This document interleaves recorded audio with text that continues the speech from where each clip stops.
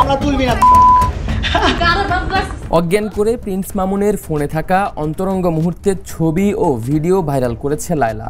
এমন অভিযোগ করে শনিবার লাইভে আসেন প্রিন্স মামুন। সেখানে দুজনের তুমুল ঝগড়া নেট দুনিয়ায় ভাইরাল। তুই আমারে অজ্ঞান করে আমার মোবাইল থেকে ডাটা ট্রান্সফার কেন করবি তুই, স্টুপিডের বাচ্চা, জানোয়ারের বাচ্চা।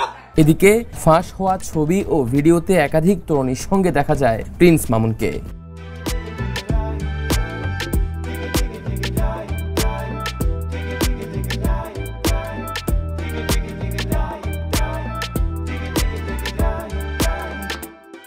তবে একজনের চেহারা না দেখা গেলেও অন্য তরুণীর চেহারা ওপেন হয় সবার সামনে।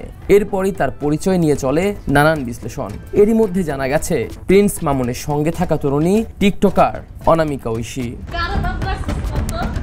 আসসালামু আলাইকুম। একজন কমেন্ট করেছে, বেশি দিন টিকবে না এই ভালোবাসা, কষ্ট হচ্ছে ছেলেটার জন্য।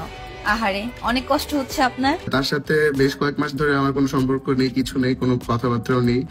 আর তার চেয়ে মজার বিষয়টা হচ্ছে যে সে কিন্তু অলরেডি রিলেশনশিপে আছে, তার বয়ফ্রেন্ড আছে। কি গো, আফসোস হয়? আফসোস তো হইবই, আমারে হারাইছো না।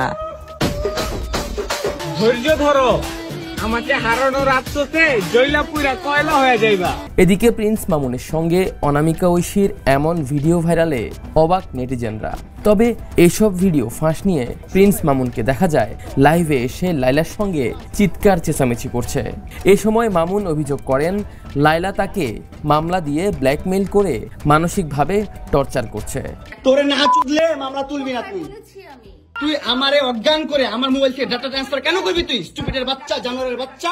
তোর বাসায় আমি আসতে চাইছি কখনো? তুই আনবি কেন তোর বাসায় আমাকে?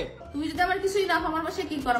আমার বেডরুমে তুই তোরে কেন চুস আমারে? তোমাকে আমি কোথায় ডেকে আনছি দেখ। তোরে না চুদলে মামলা তুলবি না তুই কস।